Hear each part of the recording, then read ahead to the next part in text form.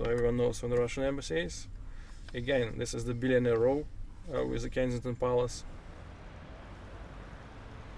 According to the recent statistic, every buyer who buys the flats around £10 million mark spends around 4.5 million a year. So that brings a new economy, which is good. Really, Russian money is helping London economy. Yes, it's partially squeezing out many of us, out of Knightsbridge and Mayfair, but realistically, would you ever be there? Probably not. Mayfair, strangest in the afternoon. Mayfair stretching far above, full of fame but lacking love. Mayfair is a proper, truly epicenter of London property. Yeah, and if you go just straight there, you've got Chichvarkin's shop. You probably met Evgeny Chichvarkin. In the day, in the dark. Evgeny Chichvarkin owns Hedonism, a luxury wine retailer in the heart of Mayfair. He made his fortune as a mobile phone tycoon in post-communist Russia. But he had to flee Russia in 2008 and sell his company. His wealth is estimated in the hundreds of millions. My name is Evgeny Chichvarkin. I'm founder and investor in best wine shop in the world. Starry heights and gold. We changed fine wine retail market completely in London. Every well-known shop with the fine and rare wines, first they changed design and they changed service and they changed assortment as well. Evgeny started Hedonism because he felt that the finest wines were not readily available in London. But trading of some sort is in his blood. I'm buying and selling something from my 16 years old. When I started to selling something, it was illegal, it was Soviet Union.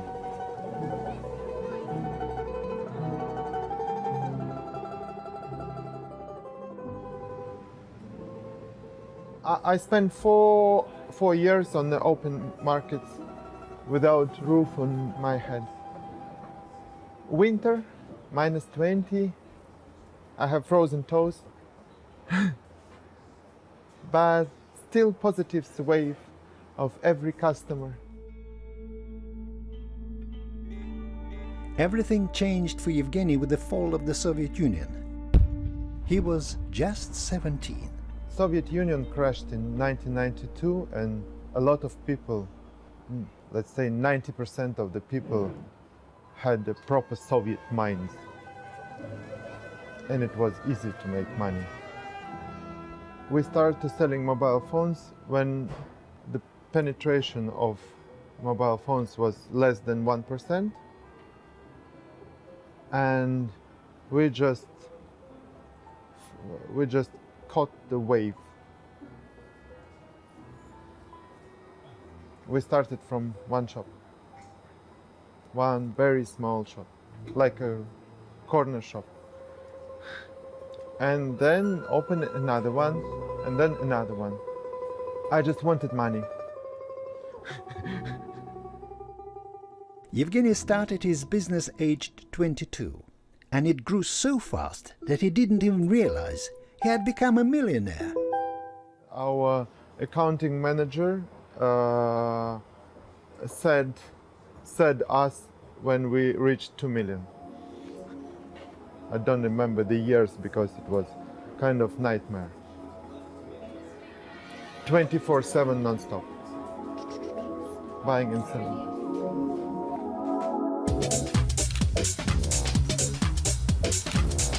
Evgeny isn't the only Russian in London who found the secret of success at a young age. Katya Elizarova is now an international supermodel. Her career began in Russia when she was just 14, though she now calls London her home. I was scouted by a girl from Moscow, and she just walked to me on my way from school and asked me if I want to be a model, and I knew nothing about modeling at that time. Well, I'm brought up by my grandmother, where I have to, you know, think of my future, think of my work in the office or in a factory, I don't know, whatever would suit me. Certainly not modeling, certainly not traveling. So she came over to me and she asked me if I want to be on the cover of a magazine. Like, really? They don't even regard me pretty in my school. They think I'm too thin and too tall and I look like Pinocchio. You certainly wanted to talk to me. And she said, yeah, apparently that's what they like. They're in Europe. Last year, Katya opened Moscow Fashion Week. I was just noticed on the streets of my native town, taken out of the obscurity, traveled the world, and you can get up to $50,000 for like a month's stay.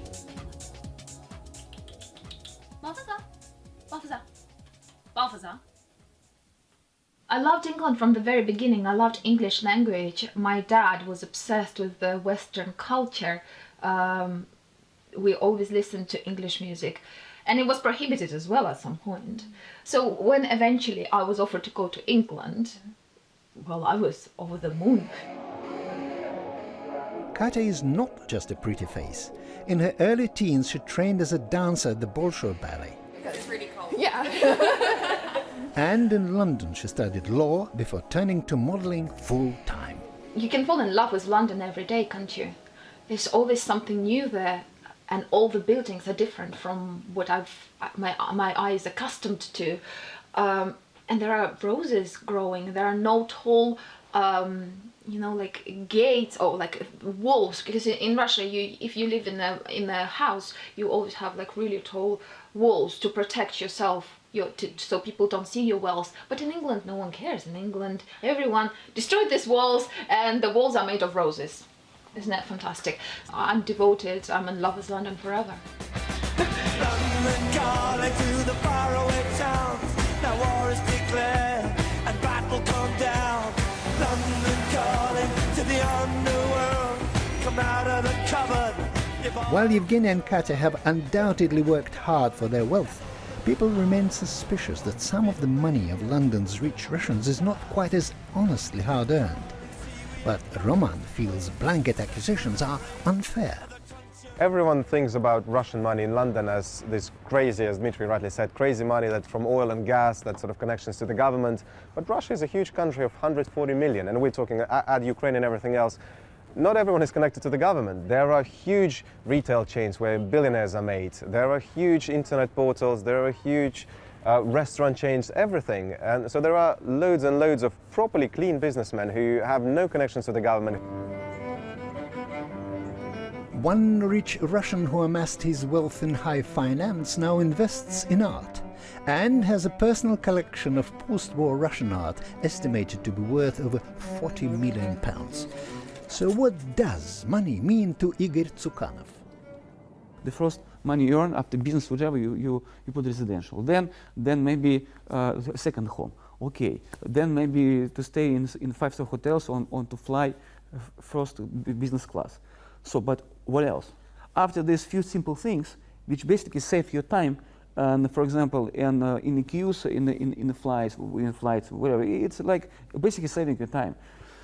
So after that, you should be you should have imagination how to spend money for yourself. So therefore, I would say in this level, yes, I think guys start looking, okay, what if I don't buy myself? Okay, I can make what I can do. So and that's bring them to the charity, because in the charity it's unlimited.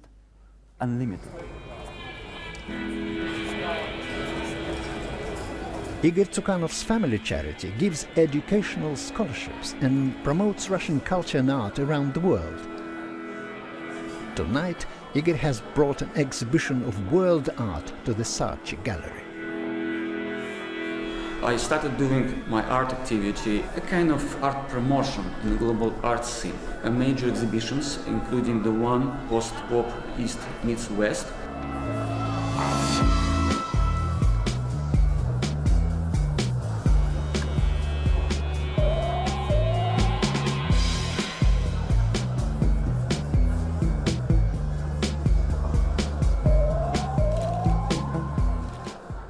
Nearer me at 14. Don't worry. 16, 16. Igor has collected much of his art at auction. One auction house he knows well is run by William and Catherine McDougall. They specialize in Russian art and handle around a quarter of the global market. 120 I will take. Their story is a classic tale of Russian-English connection that goes back generations. Our families knew each other, but William's grandfather left after the revolution. Mine stayed in Russia, but the families kept pre-revolutionary summer houses. So I grew up with William's cousin. So when William went to Moscow to look for his relatives and actually meet them, so that's how we met. I always knew that I had the Russian heritage, was always very excited by and intrigued by my Russian grandfather. So yes, I always knew it, and I suppose you could say the great adventure of my life was rediscovering the Russian connection. 100,000 to start me. We have 2 big dates twice a year, 2 auctions, so we work for 6 months and we never know what will happen on the day. So fate is always decided within a few hours. Over the years, Igor Tsukanov has spent a great deal of money here.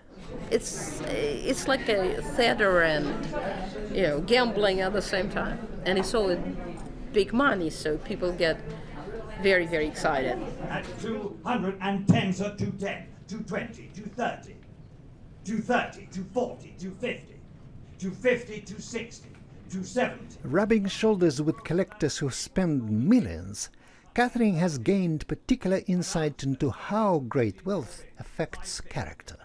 Money is basically energy, and a lot of money is a lot of energy, and not every person can handle a lot of money.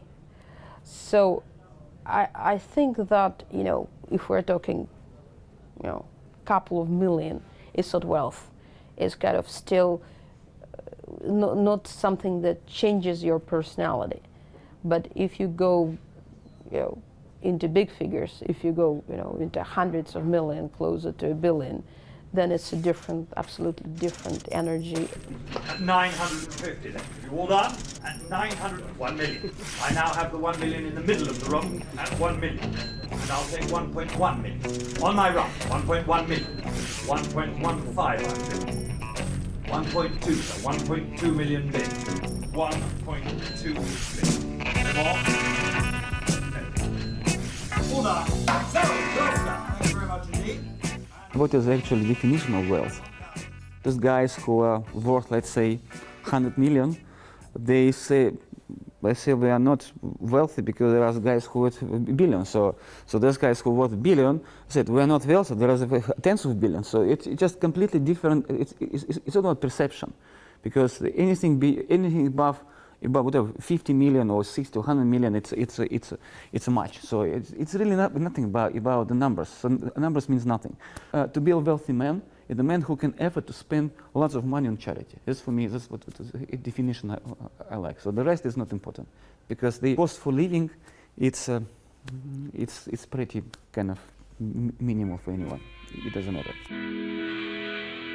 For Igor, his love of both art and philanthropy have become one. I say it's not only hobby anymore. It's not profession, but it's a kind of art support from a philanthropic point of view. If you look carefully, you see a face inside of lens.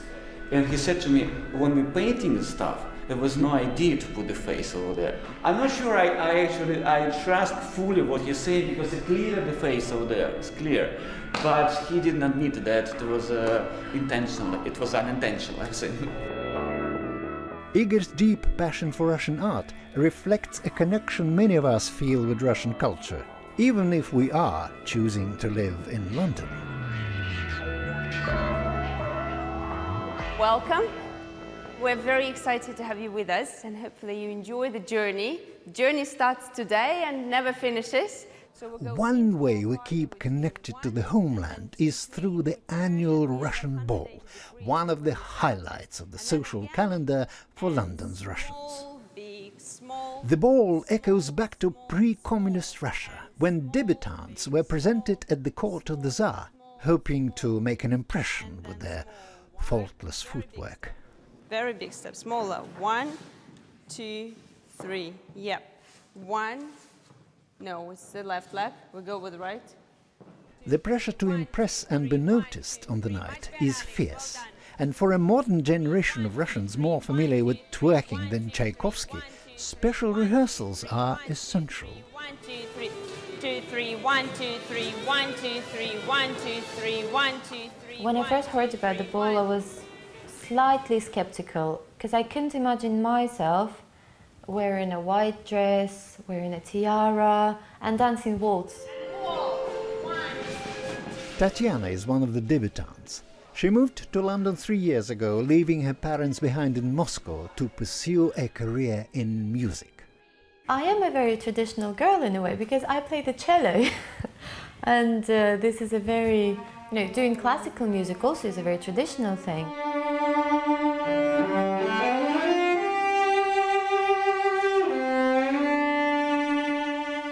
My dad is a self-made man. We lived in one room in the communal flat in Moscow, and that's how it started. I never took it for granted. Coming from a wealthy family gives me this opportunity to really explore the music world without having to worry about earning my living from day to day. There is much more to being a musician than just making music for fun. If you experience this moment of connection with something greater within yourself, that's the moment when you want to have more of that.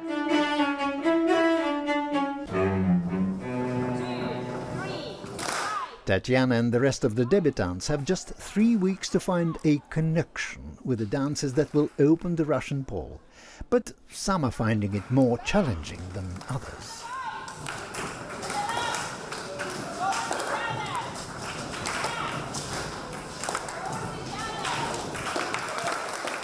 While events like the Russian ball help us to stay in touch with Russian culture, adjusting to British culture is sometimes a challenge.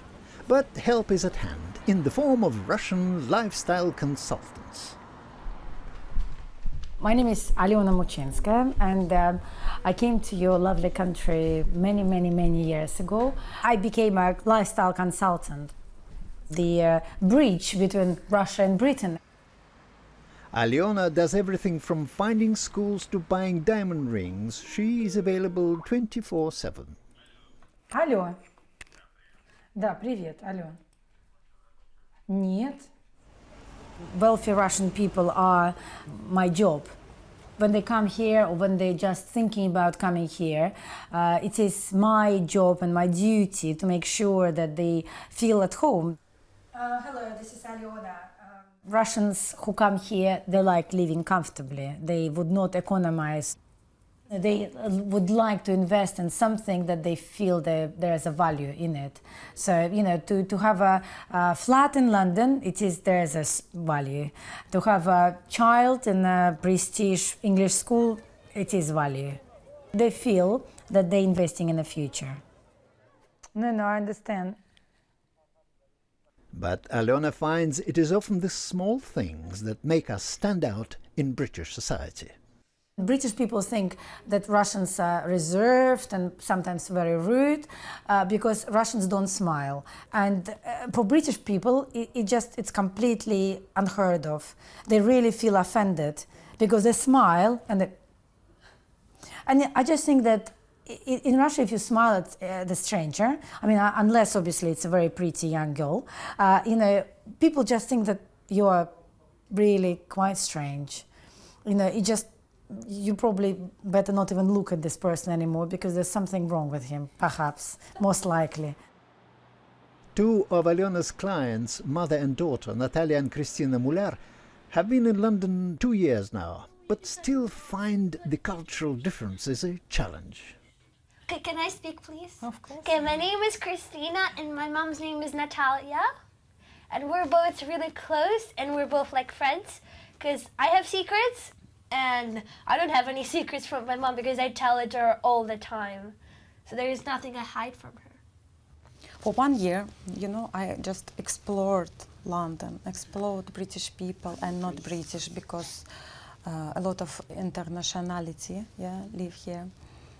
British people, Brits, they are very open. When you first see them, you know, they every time smile, and they very polite. And do you agree with me? Yeah, I do. But sometimes they're thinking bad things inside, but I don't think that my mom's friends think bad about her inside, because they invite my mom everywhere. Yeah, but when you want, for example, in Russia, when we like somebody, like to be, like personality, and want to be like closer, we want to be closer with this person. You can actually feel it and see it. Yeah, but when you try to be close or closer? Closer with Brits, it's impossible, because there is a wall between and them. You just can't understand. They are so nice people. What's wrong? Maybe was something wrong with me? Maybe I'm just like... No, I know. It's like with my friends, well, they don't let to go inside. They don't share everything that they have, the thoughts. You know, people have different cultural things, you know. Some of nationalities don't like being touched, you know, and Russians would kiss you 3 times, and, you know, an English person who is kind of, you know, he just, you know, just think, oh my God, and especially men, and you just think, hold on a second, you know, I don't know you. The mullahs, like many wealthy Russians, have a second home in London. They can commute to and from Moscow just 4 hours flight away, whilst the families live here. It is safe and cultured. There are plenty of Russians, and of course there is excellent shopping. Это малыш. Вот я сказала, что мы купили наш диван у тебя в магазине.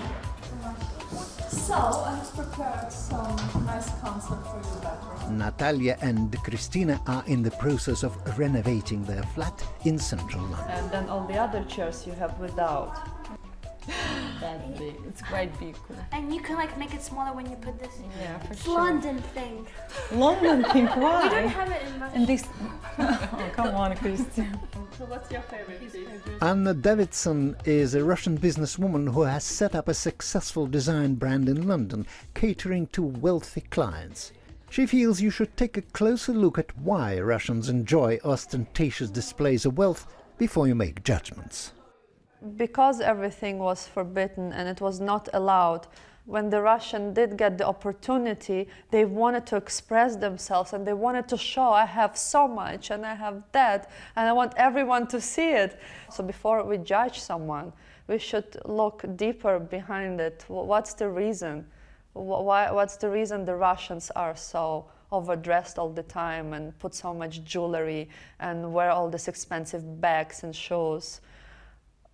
Because their parents never had this. They were not allowed to have these things. And today, they have the money.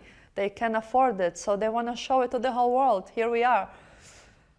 When Russians started coming, they were coming, like, you know, buying stuff in Harrods, and all men were wearing this thick golden chains around their necks, and they all looked like mafia. And their perception of beauty was this big gold chain, because they never seen this gold chain before.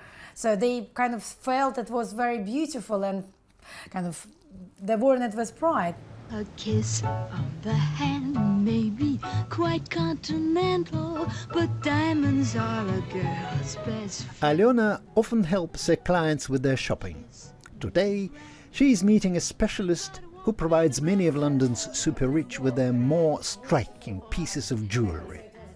Her client wishes to remain anonymous. As girls grow old and we all lose. When you have 2 diamonds of the same category, they'll be completely different, because diamonds are unique, just like fingerprints or snowflakes. Shape these rocks. Right now, I just don't buy it.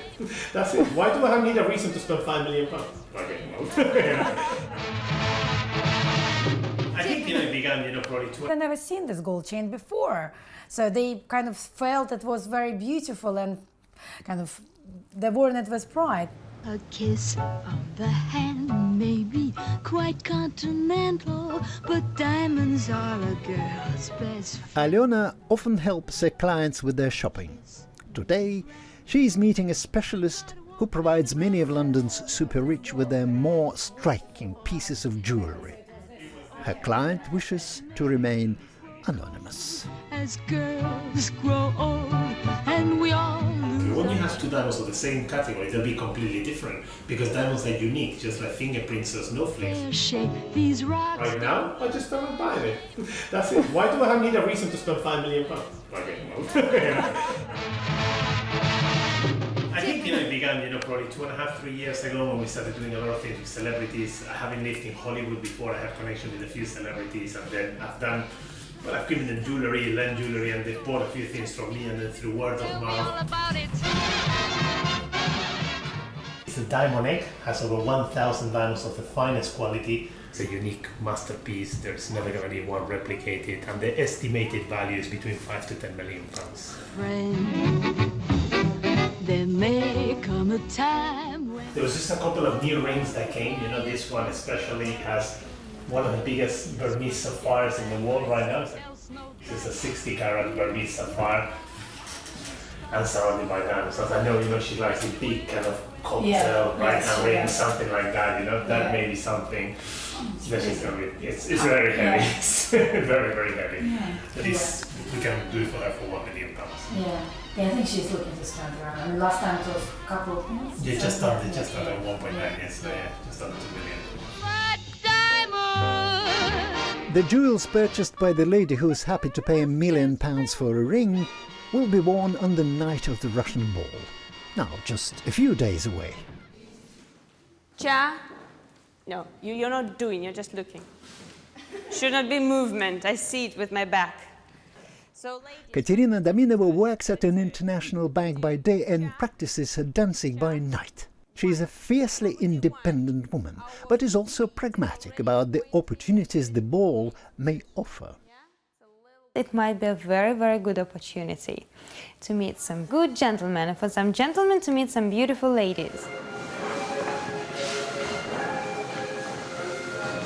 I took the preparations for the ball really, really seriously because I really wanted to polish up my dancing technique, so I took some extra lessons. New York, cha-cha, 1, 2. It was actually difficult to find a dance partner because I'm really tall, so I had to borrow my friend's boyfriend to do this for me.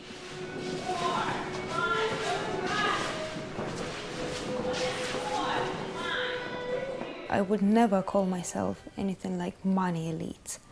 I would prefer to represent cultural elite, intelligentsia, people who have used the money as a wise investment into their education. Start with our right foot, and it's 1, 2, 3, clap, backwards 2, 3, clap. So, and 1, 2, 3, clap, backwards 2, 3. The debutantes have still some way to go if their dancing is to earn them a place among the cultural elite.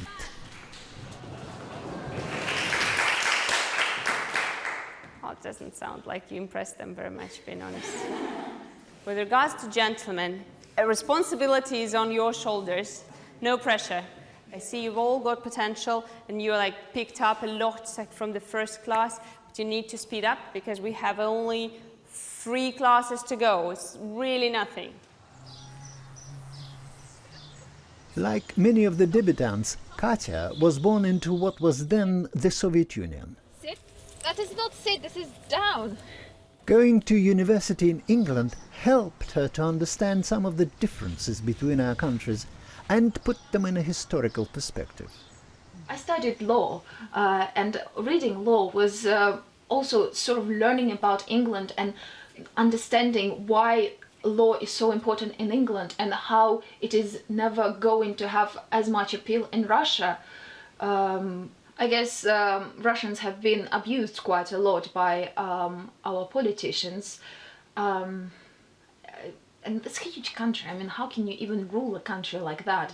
And Russians have a mind of their own. Not that our English don't, but English believe in a higher order, that injustice, because maybe justice is done, maybe because you witness justice, but it doesn't happen that often in my country. So people lose their ability to think that anything good ever comes from the government.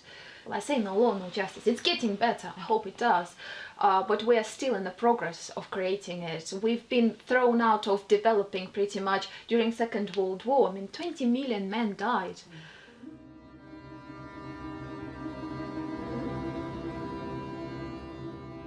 And before that, First World War. And then we also have amazing guy called Stalin, who decided that despite that 20 million are dead, let's kill some more, just to teach a lesson. So was Lenin, because it was cleansing during Lenin's time as well. Not many people in Europe know about it, but in Russia we know. So many of us died. There was no time to develop and think of justice and create this idea like you English people managed to do it. Obviously, Russians coming here for financial reasons, for security, for safety, for being sure that that tomorrow nothing will change, and kind of the regime or the kind of situation won't change. So your business will not be taken from you. When you open 20 meters corner shop, you don't need to be Putin's friend. And when you open the next one and the next one and the next one, you don't need to be Putin's friend. But once Yevgeny had grown a hugely successful business, the government did take an interest, and he was placed under investigation.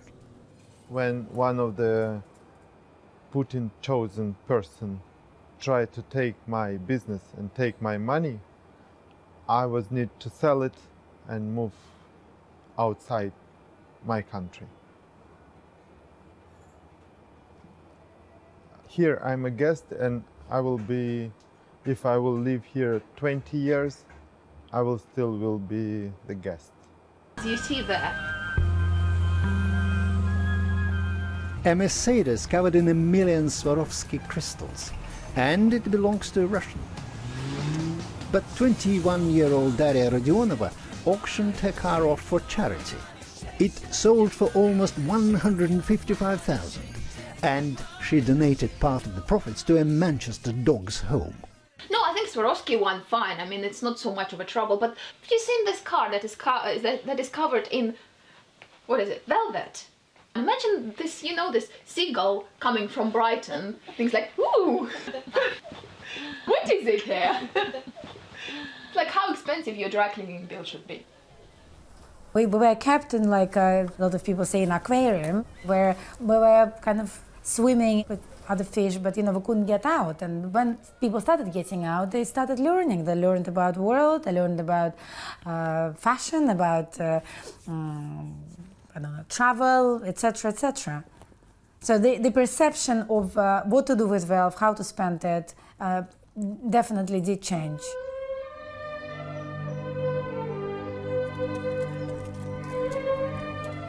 Yevgeny Chichvarkin has been attracted to a sport associated with the British upper classes. For him it is the ultimate relaxation. Now I have capital, I can do what I really want to do. Money gives you kind of freedom for some things.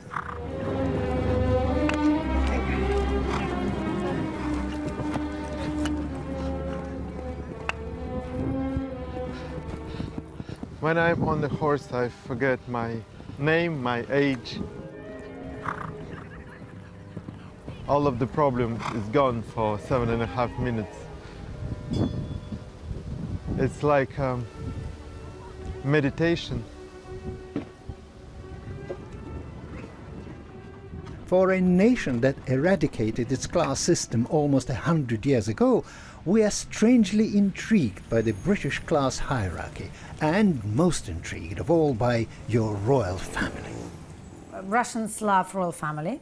As you know, we're unlucky not to have one. So they would definitely go to Buckingham Palace and change of guard, and so they love. They're very much aware of what's happening. So the other day, my mom called me and said, "So Kate is pregnant."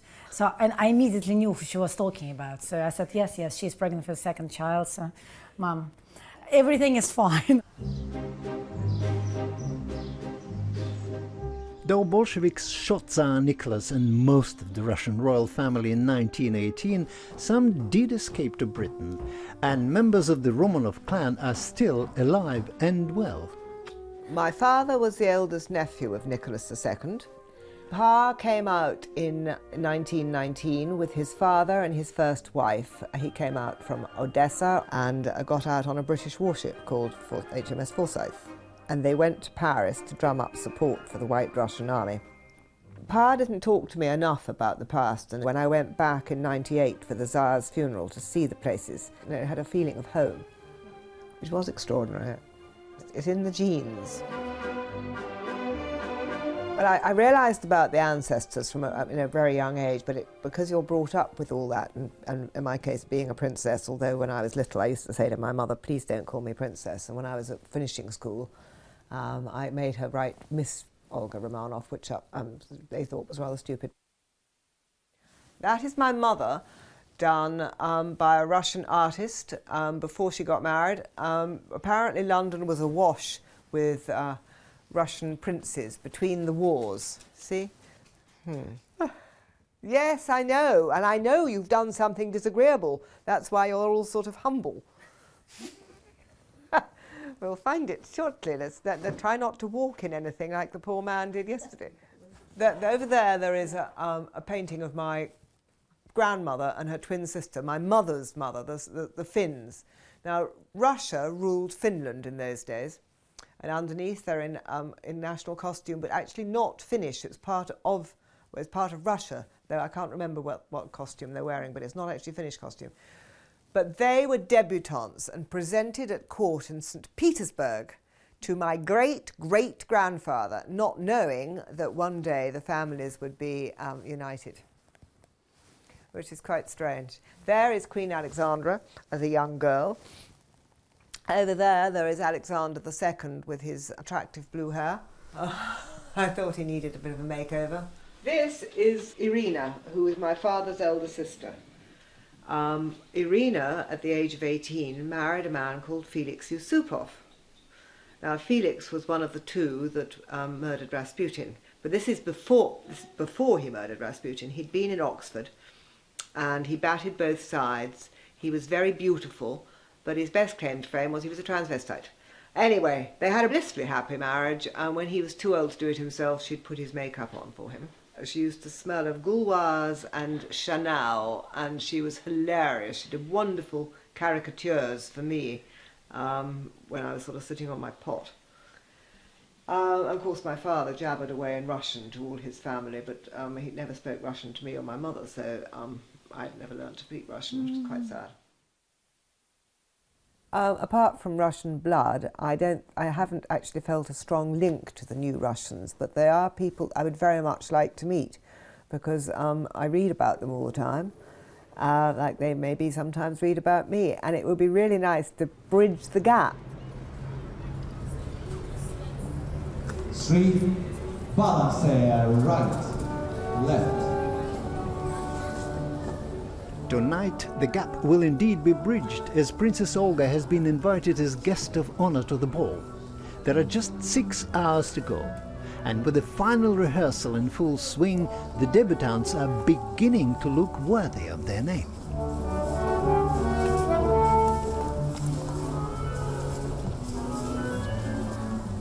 I am from Ukraine. We have Dan, who is coming first. He's also from Ukraine. So as you see, there are some political things happening around, of course. So whatever happened with politicians, we're still human beings. We still respect. We're still always glad to see each other and do something together. Well, I'm very excited to be a debutante at the Russian Ball in London this year. And it's a good reason for my family to come and visit because they're all still in Moscow and I live in London. I've been living here for the past 3 years. Яблоко. Oh my God! I mean, I feel like a Звезда. real princess. I mean, even sandwiches. When my mom was my age, she already had 2 children to take care of. So I really feel privileged that I can do things that I like and I can have relationships that I like. Happy people, thank you. I stopped comparing myself to my parents because I understand that I'm already in a very, very different world, different place. Tonight I've got to wear my princess face, which isn't really very regal, but you know, I have to put on a show and act. The first ball is a time when she's first out, properly out, and ready to show off her beauty and probably to find the prince.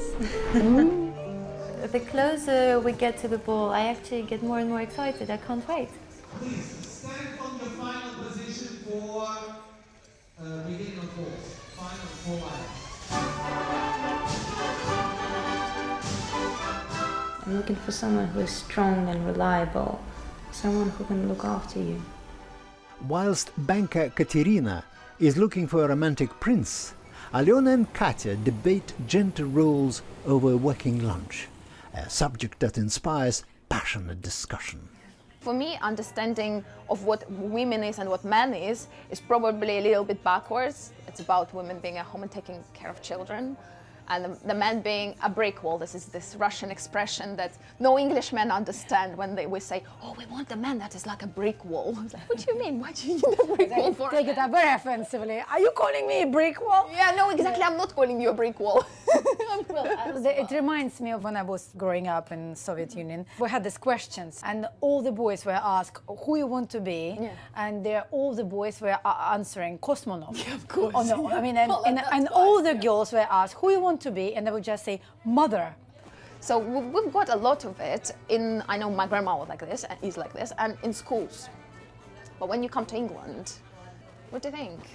I mean, I just think from my experience, because I've got a son, and you know, there's certain things that in English, in British schools, they put in children totally different things what we do, because in England they're teaching them how to be tolerant, they're opening horizons, and you know, and a lot of my clients sending their children here because education for Russians is, you know, extremely important, and you know, we're all competitive and they're all overachievers and hardworking people, and they would like their children to have different mentality from their kind of old Russian, rigid kind of Soviet mentality, and they want them to become Western people and see the world through their own eyes. And in Britain, you have this chance. I've always wanted a dog. Actually, I have a dog in Russia. It's a Chihuahua and Dachshund crossbreed. But now I really want another dog, so I was asking my mom for like 8 months, and then she said yes. And he's shaking because he's really cold now. Don't be scared. Okay, let's go. Be careful. Нормально? Как тебе мои волосы? Go. Как тебе мои волосы? Очень хорошо. С другой стороны садись.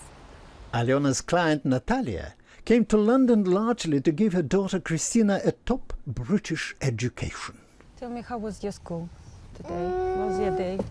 It was really nice because I got 2 merits in chemistry, but then it was really bad. 2 merits? Yeah, 2 merits. Oh, I see. And also, but then I got 1 debit also, because we did this really cool experiment, and then I spilled these carbohydrate thing on someone's t-shirt, and then and it burned. No way. A little bit, like a little burn, and then it was really bad, and I nearly got a detention, but I know it's so bad, but yeah. The most what I like in the English schools, that children don't afraid to make mistake. So, for example, Christy does her homework, herself, without my help, and she doesn't afraid She's not afraid. She's not afraid. Thank you, darling. She's not afraid that it's wrong. She tries to do the best, you know, but in Russian she really felt scared. Yeah? Scared because the teachers were really strict. Russian educational system has crumbled a little bit since Soviet Union times. And so everyone cares about their children, and London schools are considered to be the best in the world. For Igor Tsukanov, education is vital. He fully expects his son to go to Eton one day. My little one is 2 years old. Oh, by the way, today his first time in a trip to Eton and to Windsor. First time. Yeah, 2 years, but I think, yeah, I really want to send him there because I really want to ensure that he's strong enough, smart enough, and trained enough to go to Eton when he's there. So he has to be a part of that.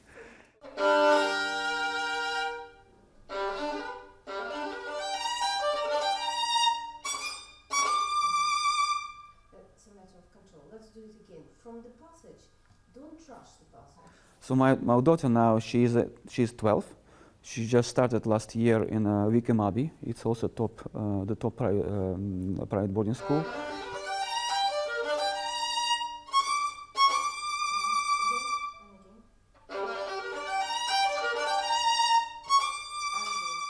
And through this experience with my children, with my kids, so I learned a lot about how the system, how the British top schools, boarding schools, are run. And a part of education. Education is not all about education. It's about how to convert a young man or young girl into matured gentleman or matured lady.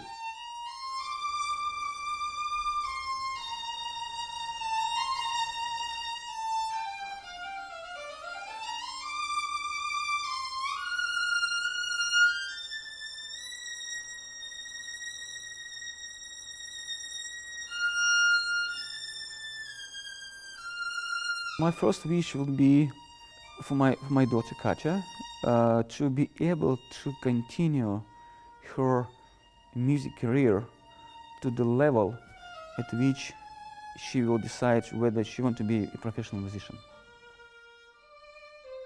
But it's not only his own children that Igor is supporting. Through his foundation, he offers scholarships and bursaries for gifted students to attend top schools in the UK and Russia. I think that now there is a new generation of young people who were born in the 90s, and they're ambitious to learn, they're ambitious to do their own business, they're ambitious to challenge themselves. They go to very, very good universities, they work really hard, and the society is changing. What's going to happen to parents in Russia when they realize that their children has set up so fully now integrated and living here? So most likely they'll move. So the wave of Russians that currently has happened in the last 10-15 years is going to continue, and a lot more prosperous, educated, intelligent Russians will move here. And that's not a bad thing. I think London's done really well.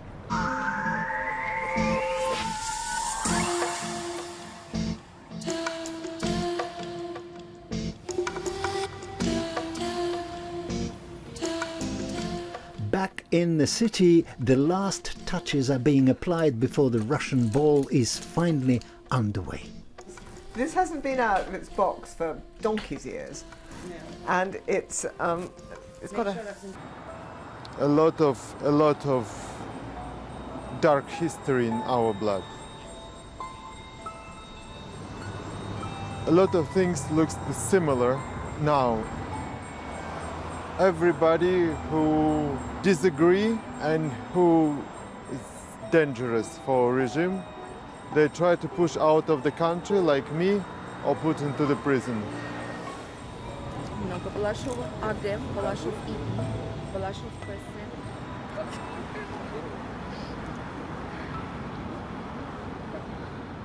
And now, when you're reading the names, the big list of political victims who are still in the prison in Russia, I feel like my nation is damned by by ourselves. Я честно, я не могу говорить сегодня. Я вообще не могу говорить.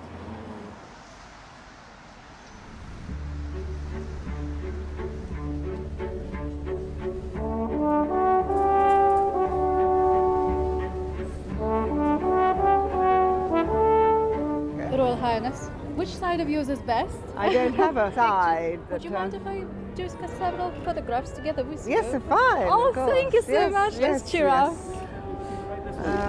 Ladies, once more this camera. Yes. Of course, yes. Of course, yes. If you would be so kind. Thank you.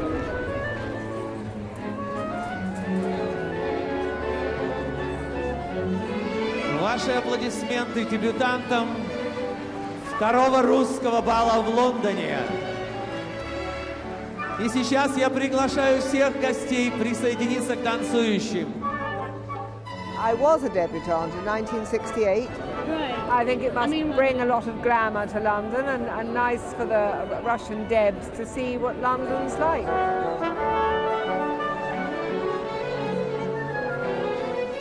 For me, money is not that important. But of course, we need money to live on. But for me, it's not that important. For my mom, it's important, but for me, that.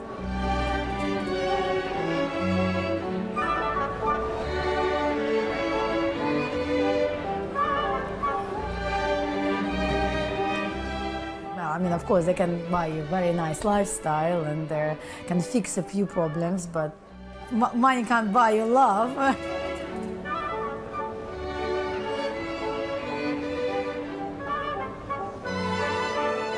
Aren't we happy to have money? Yes. Can we hide it? No.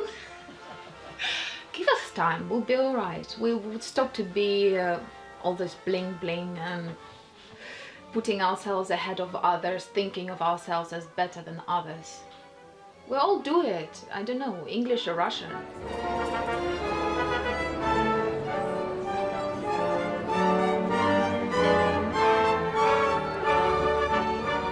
If you don't feel free, if your mind is not free, billions don't help you.